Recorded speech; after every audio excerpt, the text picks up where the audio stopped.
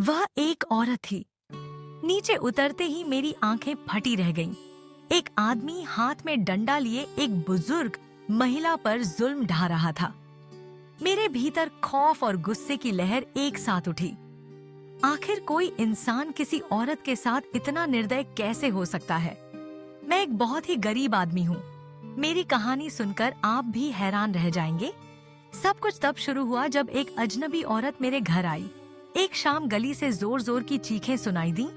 कोई अपनी बुजुर्ग माँ को मार रहा था। मैं दौड़कर वहाँ पहुँचा और उस आदमी का हाथ पकड़कर डंडा छीन लिया। यह हमारे मोहल्ले के हेडमास्टर का घर था। वह बुजुर्ग महिला उनकी माँ थीं। दोस्तों, आज की इस कहानी में आप सभी का, श्रेया की कहानी में स्वागत है। दोस्तों, कहानी सुनने से पहले आप सभी से रिक्वेस्ट है कि चैनल को सब्सक्राइब जरूर करें। दोस्तों, एक विधवा जिनके सिर और चेहरे पर चोटें थीं, मैंने उस बेरहम बेटे को धक्का दिया और माँ जी को सहारा देकर अपने घर ले आया। मुझे यह सब करते हुए भी हैरानी हो रही थी, क्योंकि मैं खुद तंगी में जी रहा था। लेकिन कुछ ही दिन बाद मेरे घर के हालात अचानक बदलने लगे। सब कुछ अजीब तरह से होने लगा। मैं समझ नहीं पा रहा था कि यह सब कैसे हो रहा है। फिर एक दिन अचानक माँ जी बिना बताए कहीं चली गईं। मैं उन्हें ढूंढते ढूंढते एक मंदिर तक पहुंचा। वहां जो नजारा देखा उसने मेरे होश उड़ा दिए। मैं पूरी तरह अकेला था। 3 महीने से किराया नहीं चुका पाया था, खाने के लिए कुछ नहीं था और रात को भूखा बैठा नींद भी नहीं आ रही थी। तभी गली से अजीब आवाजें आईं। कोई औरत मदद के लिए पुकार रही थी, बचाओ बचाओ। मैं फौरन बाहर निकला कि देख सकूं यह किस घर के सामने हो रहा है। मेरा कमरा ऊपर चबूतरे पर था और मैंने देखा कि हर घटना की वजह वही रहस्यमय वह औरत थी। नीचे उतरते ही मेरी आंखें फटी रह गईं। एक आदमी हाथ में डंडा लिए एक बुजुर्ग महिला पर जुल्म ढा रहा था। मेरे भीतर खौफ और गुस्से की लहर एक साथ उठी। आखिर कोई इंसान किसी औरत के साथ इतना निर्दय कैसे हो सकता है? मैंने तुरंत उसका डंडा छीनकर जोर से कहा, तुम्हारा दिमाग खराब हो गया है? क्या पागलपन कर रहे हो? किस बात की दुश्मनी है इस औरत से? लेकिन वह कुछ नहीं बोला। उसका चेहरा अजीब सा था, न पूरी तरह जवान न पूरी तरह बूढ़ा। वह डरते डरते अंदर चला गया। मैंने उस औरत को गौर से देखा और पहचान गया कि वह कौन है। उनका नाम तो सुना था, पर कभी सामने नहीं मिला था। मैंने उन्हें सहारा देकर उठाया और अस्पताल पहुंचा दिया। डॉक्टर ने बताया कि उनके सिर और बाजू पर गंभीर चोटें हैं। सरकारी अस्पताल था, पर मेरे पास जो भी पैसे थे सब वहीं खर्च हो गए। इसके बाद मैं उन्हें अपने घर ले आया और उनकी देखभाल शुरू कर दी। रात भर उन्हें पानी पिलाता रहा। पुरानी चादर से ढककर सोचा कि सुबह तक वह ठीक हो जाएंगी। लेकिन दिल में यह डर भी था कि वह जालिम आदमी फिर आ सकता है। मैंने खुद को हिम्मत दी और उनसे कहा, आप चिंता मत कीजिए, मैं यहीं हूँ, आपको कुछ नहीं होने दूंगा, चाहे मुझे अपनी जान ही क्यों न देनी पड़े। वह औरत धीरे धीरे चैन से सो गई। दरअसल वह हमारे गुरुकुल के मास्टर जी की पत्नी थी। वही मास्टर जी जो हमें संस्कृत और धर्मशास्त्र पढ़ाते थे। मैं खुद उनके अंतिम संस्कार में शामिल हुआ था। बहुत बड़ा अंतिम संस्कार हुआ था, क्योंकि वे बड़े ही पुण्यात्मा व्यक्ति थे। अब यह महिला उनकी विधवा थी। वह शख्स कौन था यह साफ नहीं था, लेकिन इतना जरूर था कि मास्टर जी अब इस दुनिया में नहीं थे। मेरा हाल बिल्कुल खराब था। नौकरी नहीं थी, घर का किराया बकाया था और खाने के लिए कुछ भी नहीं था। मैं जिस दुकान पर चाय बनाता था वहां से भी निकाल दिया गया, क्योंकि उन्होंने इलेक्ट्रिक केतली ले ली थी। अब मेरे मन में डर था यह सोचकर कि कैसे मैं इस विधवा औरत का ख्याल रख पाऊंगा।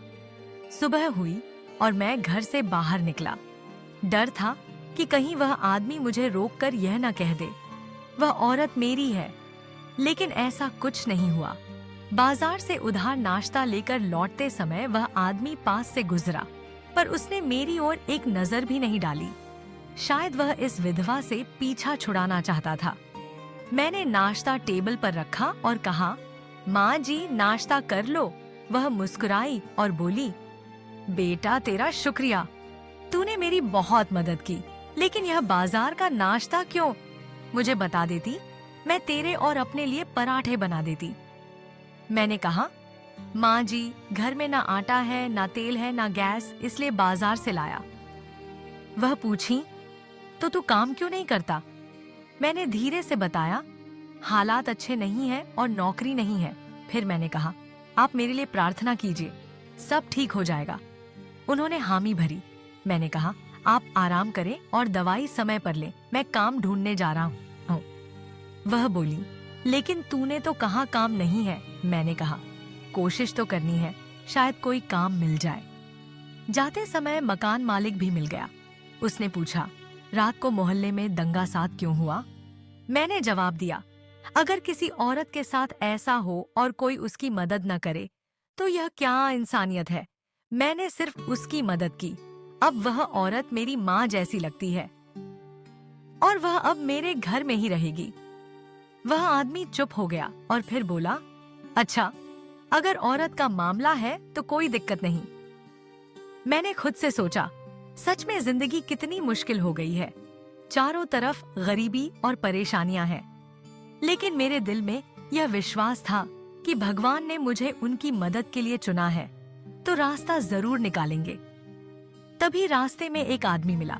उसने कहा, आज मेरा मजदूर नहीं आया, कुछ सामान दुकान में रखना है, अगर रख दो तो पैसे मिलेंगे। मैंने देखा कि लॉड में डिब्बे पड़े थे। मैंने कहा, ठीक है, मैं रख दूंगा। 2 घंटे में सारा काम खत्म हो गया। मुझे लगा शायद मुझे 400 रुपए मिलेंगे, लेकिन उसने मुझे सीधे 1000 दे दिए। मेरी खुशी का ठिकाना नहीं रहा। जब मैं वापस जाने लगा तो उसने कहा, अभी एक और गाड़ी आ रही है, क्या तुम उसका सामान भी उतार दोगे? मैंने तुरंत हाँ कहा। उसने मुझे साइड पर बैठने को कहा और चाय भी दी। थोड़ी देर में दूसरी गाड़ी आई और मैंने उसका भी सामान उतार दिया। इस बार भी उसने मुझे 1000 दिए। अब मेरी जेब में जहाँ पहले 10 रुपए तक नहीं थे, वहीं पूरे 2000 थे। मेरा मन बहुत खुश हुआ। मैंने सोचा कि घर के लिए कुछ सामान ले जाऊं। होटल का खाना खाने से माँ जी की तबीयत खराब हो सकती थी, इसलिए घर का खाना ही बेहतर था। आमतौर पर मैं बस 2 रोटियां और 50 रुपए की सब्जी सालन से ही गुजारा कर लेता था, लेकिन इस बार मैंने दुकानों से सबसे सस्ता लेकिन साफ सुथरा और अच्छा सामान खरीदा, ताकि माँ जी के लिए खुद खाना बना सकूं। मैंने मन में ठान लिया कि अगर छोटी सी मदद भी कर सकता हूँ तो वही मेरी सबसे बड़ी खुशी है। मैंने अपने आप से ठान लिया कि चाहे कितनी भी मुश्किल क्यों ना आए, मैं पीछे नहीं हटूंगा। उसी रास्ते में वह आदमी फिर से मिला। ऐसा लग रहा था कि वह मुझसे कुछ कहना चाहता है, पर हिचक रहा था। मैंने खुद रुककर पूछा, क्या बात है? वह धीरे धीरे बोला, जिस औरत को तुमने अपने घर लिया है, अगर तुम्हें पता चले कि वह क्या करती है तो तुम उसे तुरंत निकाल दोगे। मैं गुस्से में बोला, अच्छा, कौन सा काम करती है? मेरे मन में साफ था कि यह झूठ है, क्योंकि जो अपनी माँ जैसी उम्र की औरत पर हाथ उठाता है वह इंसानियत में कमजोर होता है। वह आदमी फिर जोर देकर कहने लगा कि उसे घर से निकाल दो। मैंने कड़ाई से कहा, ठीक है, निकाल दूंगा, अब हट यहाँ से। मेरी आवाज ऊंची हुई और 2-4 लोग देख रहे थे, पर मैं झगड़े के मूड में नहीं था। मुझे लगा कि यह बस हवा में तीर चला रहा है। अगर सच होता तो वह तुरंत बता देता। शायद उसे यह बर्दाश्त नहीं हो रहा था कि उस औरत को अब ठिकाना मिल गया है। वह खामोशी से चला गया और मैं सोचने लगा कि भगवान ने शायद उसे मेरे रास्ते से हटा दिया ताकि मैं अपना फर्ज निभा सकूं। मैंने अपने कदम घर की ओर बढ़ाए और माँ जी के लिए चिकन, सब्जियां, तेल और नमक खरीद लिया। घर लौटकर मैंने कहा, अब आप और मैं मिलकर खाना बनाएंगे। माँ जी के चेहरे पर हल्की मुस्कान आई और मेरे मन में भी खुशी छा गई। मैंने कहा, आज तो अजीब दिन रहा, काम भी मिल गया और दोगुनी कमाई भी। माँ जी मुस्कुराई और बोली, बेटा, यह मेरी प्रार्थनाओं का असर है, देखो आगे क्या क्या होता है।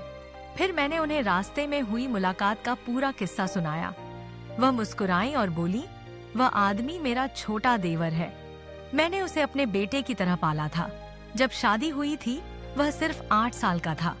थोड़ी पढ़ाई उसने हॉस्टल में भी की, फिर वापस घर आ गया। लेकिन जब आपके मास्टर साहब का देहांत हुआ, उसने घर हड़पने की कोशिश शुरू कर दी। दवाइयां तक नहीं लाता, खाना नहीं खाने देता और कहता, यह घर मेरा है, तुम्हें निकालना पड़ेगा। मैं हैरान रह गया। मैंने कहा, तो आपको निकलना ही नहीं चाहिए था। माँ जी ने गंभीर आवाज में कहा, फिर मैं क्या करती बेटा, तूने तो मेरी हालत देखी है। मैंने कहा, हम केस कर देंगे। माँ जी ने मना कर दिया, नहीं बेटा, अब जो होगा भगवान ही देखेंगे।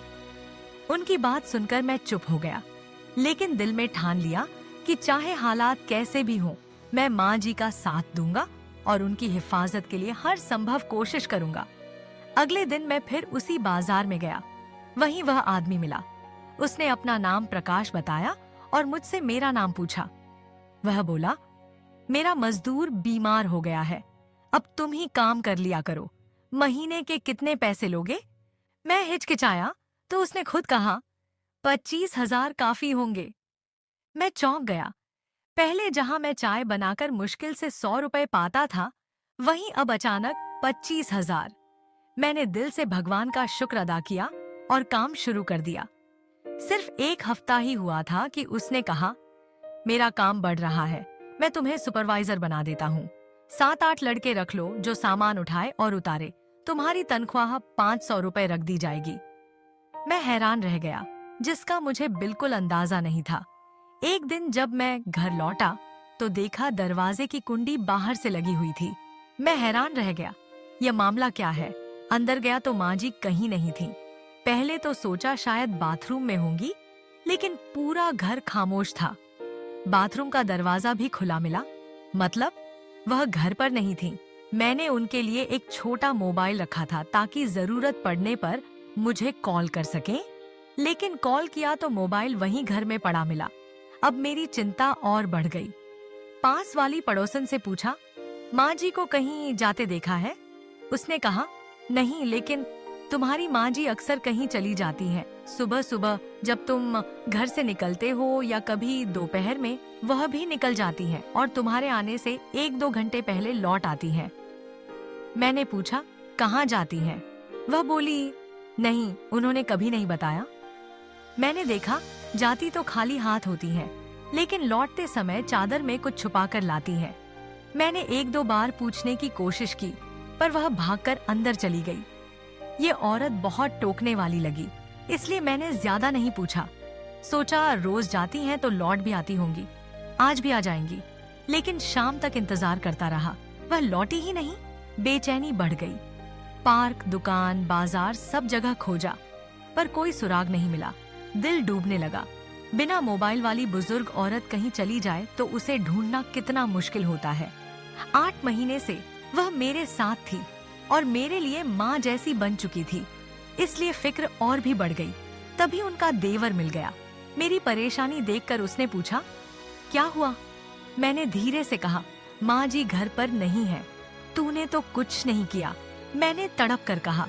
वह हल्का सा हंसा और बोला, अभी देख क्या क्या होता है। उसकी हंसी ने मेरे मन में और डर भर दिया। मैंने आरोप लगाया तो बोला, अगर मैं उठाता तो घर से ही क्यों निकालता? उसकी बात सुनकर भी मेरा मन नहीं माना। फिर मैं गली गली, घर घर माँ जी को ढूंढता रहा। दिल जोर जोर से धड़क रहा था। हर आवाज पर कान लगाता, हर किसी से पूछता, लेकिन कोई मदद नहीं कर सका। बेचैनी बढ़ती गई। आखिर पुलिस स्टेशन गया। उन्होंने कहा, 24 घंटे पूरे होने के बाद ही रिपोर्ट लिखेंगे। यह सुनकर मैं और हैरान हो गया। मन में तरह तरह के ख्याल आने लगे। कहीं चोर तो नहीं आ गए, कोई उठा तो नहीं ले गया, कहीं रास्ता भटक तो नहीं गई या बेहोश होकर गिर गई होंगी। इन ख्यालों से दिल और भारी हो गया। फिर मैं पास के मंदिर में जाकर बैठ गया। दिल से भगवान से प्रार्थना करने लगा कि माँ जी सुरक्षित हों। आंखें बंद कर बार बार यही सोचता रहा कि उनकी प्रार्थनाएं और भगवान की कृपा उन्हें हर मुसीबत से बचाएगी। मैंने गहरी सांसें ली और दिल को सुकून देने की कोशिश की। हाथ जोड़कर दिल की गहराई से कहा, भगवान, उन्हें जहां भी हो सुरक्षित रखें और मेरी मदद करें। रात के अंधेरे में चारों तरफ नजरें दौड़ आईं। मन ही मन सोचा कि भगवान की सुरक्षा और आशीर्वाद के सहारे ही हम सब मुश्किलों से पार पा सकते हैं। सीने पर हाथ रखकर मैंने बार बार सोचा, आज की रात मेरे लिए सबसे लंबी और चिंता से भरी रात है, लेकिन भगवान पर भरोसा है, उम्मीद कभी खत्म नहीं होगी। मंदिर के आसपास बैठकर मैंने हर गुजरते पल को महसूस किया और दिल में यकीन किया कि भगवान जो करता है वह भले के लिए ही करता है। सबसे अच्छा यही था कि मैंने आंखें बंद कर मदद मांगी और सोचा, माँ जी जहाँ भी हों सुरक्षित होंगी और मेरा इंतजार कर रही होंगी। कुछ देर वहीं बैठा रहा और दिल से महसूस किया कि भगवान की शक्ति बड़ी है और वही हर परेशानी दूर करने वाला है। तभी मेरी नजर कुछ औरतों के झुंड पर पड़ी। वे किसी के इर्द गिर्द खड़ी थीं। मुझे लगा शायद यहाँ खाना मिल रहा है, क्योंकि मैं तो माँ जी के हाथ के बने खाने का आदी था।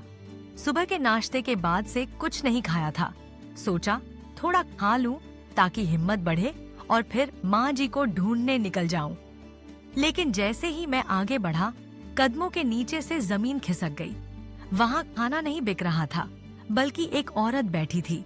लोग उनके पैर छूने और आशीर्वाद लेने के लिए बेचैन खड़े थे।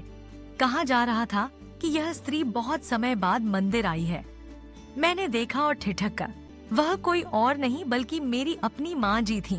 वे लोगों के लिए प्रार्थना कर रही थीं। मेरे होश उड़ गए। उनके पास एक डिब्बा रखा था जिसमें कई लोग अपनी मर्जी से पैसे डाल रहे थे। माँ जी किसी से मांग नहीं कर रही थीं। उन्होंने मुझे देख लिया और इशारे से बुलाया। मेरे दिल को सुकून मिला। वह बिल्कुल ठीक थीं और मुझे मिल गईं। कुछ समय बाद काम खत्म करके वह मेरे पास आईं और बोली, चलो घर चलते हैं। उन्होंने पैसों का डिब्बा एक तरफ रखा। मैंने पूछा, माँ जी यह सब क्या है? आप वहाँ क्या कर रही थीं और लोग आपके लिए इतने बेचैन क्यों थे? माँ जी मुस्कुराईं और बोली, पहले देखो। उन्होंने मुझे मेरा ही एक संदूक दिखाया जिसमें कपड़े वगैरह रखे थे। संदूक खोला तो कपड़ों की जगह सिर्फ नोट और पैसे भरे थे। मैं हैरान रह गया। पूछा, माँ जी यह सब कैसे? वह हल्का सा मुस्कुराई और बोली, जब तुम घर पर नहीं होते थे मैं मंदिर चली जाती थी, लेकिन आज बहुत पावन रात्रि थी इसलिए देर हो गई। लोग ऐसे ही आशीर्वाद लेने आते हैं। फिर बोली, दरअसल मैं काशी के एक बड़े मठ में सेवा कर चुकी हूँ। हमारे कुल में पीढ़ियों से साधना और सिद्धि की परंपरा रही है जो मुझ तक भी आई, लेकिन मैंने अपनी इच्छा से उस परंपरा के बाहर विवाह कर लिया और यहीं बस गई। तुम्हारे पिताजी ने मुझे हमेशा सम्मान दिया। वे इन टोटकों, तांत्रिक साधनाओं और दिखावे को नहीं मानते थे, इसलिए उनके रहते मैंने यह सब कभी नहीं किया। माँ जी ने गहरी सांस लेकर कहा, बेटा मैंने कभी किसी से कुछ मांगा नहीं। तुमने भी देखा मैं किसी से याचना नहीं कर रही थी। लोग अपनी मर्जी से दान करते हैं, हम तो बस भगवान के नाम पर प्रार्थना करते हैं। हर कोई भगवान का है। असल में कुछ लोगों की प्रार्थना में एक खास तरह की रोशनी होती है। अब तो विज्ञान भी मान चुका है कि हर इंसान की अपनी ऊर्जा होती है। कुछ लोगों की ऊर्जा इतनी सकारात्मक होती है कि उनके पास रहने से काम में बरकत आती है और कुछ लोगों के आने से ही अशुभता छा जाती है। बेटा यह सब ऊर्जा का खेल है। जब विज्ञान कहता है तो लोग मान लेते हैं, लेकिन जब हम इसे करामत कहते हैं तो शक करते हैं। यह किसी चमत्कार से कम नहीं, यह ईश्वर की रोशनी है, बुजुर्गों की प्रार्थना है। मास्टर साहब इन बातों के सख्त खिलाफ थे, इसलिए उनके रहते मैंने कभी यह सब नहीं किया, क्योंकि वह मेरे पति थे। जैसा मैं चाहती थी वैसे ही मैं चलती थी, लेकिन एक गांव की औरत ने मुझे देख लिया। फिर जब मैं यहाँ शिफ्ट हुई तो उसने मुझे पहचान लिया। उसके कहने पर मैं घर से बाहर जाना शुरू कर दी। मेरा छोटा देवर भी इन चीजों को अच्छी तरह समझ नहीं पाता था, इसलिए मैंने उसे कभी पूरी बात नहीं बताई। उसे लगता था कि मैं रात को उठकर कहीं जाती हूँ और पैसे लेकर लौटती हूँ। उसने इस बात को किसी और गलत काम से जोड़कर सोच लिया, जबकि वह नहीं समझता था कि मेरी उम्र कितनी ज्यादा है और मैं एक विधवा औरत हूँ। उसने मेरे ऊपर ऐसे इल्जाम लगाए कि अगर किसी को पता चलता तो लोग कहते, क्या कोई इतना जालिम भी हो सकता है? लेकिन जब कोई जालिम होता है वह बस बहाना ढूंढता है। उसका बहाना मेरे घर से मुझे निकालना था, इसलिए उसने मेरे चरित्र पर उंगली उठाई। वह अपने भाई जैसा बिल्कुल भी नहीं निकला। लेकिन मास्टर साहब बहुत अच्छे इंसान थे। वे बहुत मोहब्बत करते थे, बच्चों से भी प्यार करते थे। उन्हें संतान नहीं थी, इसलिए अपने छात्रों को ही बच्चों की तरह समझते थे। उन्होंने मुझसे कभी शिकायत नहीं की, कभी यह नहीं कहा कि मेरी वजह से संतान नहीं है। हमें दोनों को ही नहीं पता था कि संतान क्यों नहीं हो रही। फिर भी हमारी जिंदगी बहुत अच्छे से गुजरी। बस भगवान ने संतान नहीं दी। मैं हमेशा संतान के लिए प्रार्थना करती रही। वही प्रार्थना पूरी नहीं हुई। लेकिन मेरा छोटा देवर था, उसे ही मैं बेटे की तरह चाहती थी, क्योंकि शादी के वक्त वह छोटा था, मगर बाद में उसने जैसा किया वह तुम्हारे सामने है। फिर भगवान ने तुम्हारी रूह के रूप में मुझे ऐसा बेटा दिया जो मेरे लिए परेशान होता है, और वह अब मेरा ख्याल रखती है। मेरी प्रार्थना कबूल हो गई थी। मैंने माँ जी से कहा, सच है, जब से आप मेरी जिंदगी में आई और मेरे लिए प्रार्थना करने लगी, मेरी किस्मत बदल गई। मैं बेरोजगार था और अब पहले से कहीं बेहतर स्थिति में हूँ। माँ जी मुस्कुराई और बोली, यह पैसे मैं तेरे लिए ही जमा कर रही हूँ। लोग अपनी मर्जी से मुझे देते हैं और वापस नहीं लेते। मैं मना करती हूँ, लेकिन वे रख लेते हैं, इसलिए मैंने इनकार नहीं किया। मैं चाहती हूँ कि तू अपना घर बना ले। मैंने पूछा, लेकिन आपको इतनी मेहनत करने की क्या जरूरत है? उन्होंने हंसकर कहा, मेहनत कैसी, मुझे तो अच्छा लगता है दूसरों के लिए प्रार्थना करना। तुझे इसलिए नहीं बताया कि कहीं तुझे बुरा न लगे। मैंने कहा, आप जब चाहें जा सकती हैं, लेकिन जिस दिन मेरा काम नहीं होगा मैं आपके साथ चलूंगा। आपका अकेले जाना और पैसों का डिब्बा उठाकर लौटना ठीक नहीं है। वापसी पर आप मुझे फोन कर देना, मैं लेने आ जाऊंगा। माँ जी ने हामी भरी और मुस्कुराकर हाथ हिलाया। मैंने सोचा, वाकई भगवान ने मुझे ऐसा वक्त दिया है कि मैं अपनी माँ जी के साथ रहकर उनकी सेवा कर सकूं और उनकी प्रार्थनाओं की मदद से जिंदगी के हर कदम पर सुकून पा सकूं। फिर वही छोटा देवर जिसने पहले घर हड़पने की कोशिश की थी, एक दिन अचानक आया। वह उनके कदमों में गिर पड़ा और बोला, मुझे माफ कर दीजिए, अपना घर वापस ले लीजिए। मैं दूसरे शहर जा रहा हूँ, बस मुझे माफ कर दीजिए। माँ जी ने तुरंत उसे माफ कर दिया। मैंने सोचा शायद उसे अब समझ आ गई या माँ जी की बद्दुआ ने असर किया। उसने घर की चाबी हमें सौंप दी और चला गया। माँ जी ने कहा, अब हम किराए के घर में नहीं रहेंगे, अपने घर में ही शिफ्ट होंगे। मैंने भी हामी भरी। सचमुच वह घर बड़े प्यार और लगन से बनाया गया था। माँ जी ने कहा, तेरे मास्टर जी ने इस घर की हर ईंट अपनी देखरेख में लगवाई थी। घर ऐसा बना था कि सदियों तक खराब न हो। फिर मुस्कुराते हुए बोली, अब जब घर है तो घरवाली भी लानी पड़ेगी। मैं अकेली नहीं रहूंगी। वह मेरे लिए रिश्ता ढूंढने लगी। और उस छोटे देवर की बात वह अचानक क्यों चला गया? पता चला कि वह बहुत बड़ा ठग था। उसने लोगों से इतने बड़े धोखे किए थे कि अब यहाँ रहना उसके लिए असंभव था। लोग इकट्ठा हो चुके थे और उसे पुलिस के हवाले करना चाहते थे। इसलिए उसने जान बचाने के लिए भागना ही बेहतर समझा। घर तो वह साथ नहीं ले सकता था। माफी मांगने का बहाना बनाकर वह हमें घर वापस दे गया। माँ जी ने मेरे लिए रिश्ता ढूंढना शुरू कर दिया और सारे इंतजाम खुद ही देख रही थी। जल्दी ही मेरी शादी होने वाली थी। मेरे दिल में खुशी थी कि भगवान ने मुझे माँ जैसी हमदर्द और नेक दिल इंसान दी, जिन्होंने मेरी जिंदगी की हर मुश्किल आसान कर दी। अब मेरे पास अपना घर था और अपना कारोबार भी। मैंने पैसों से अपनी अलग एजेंसी शुरू कर ली।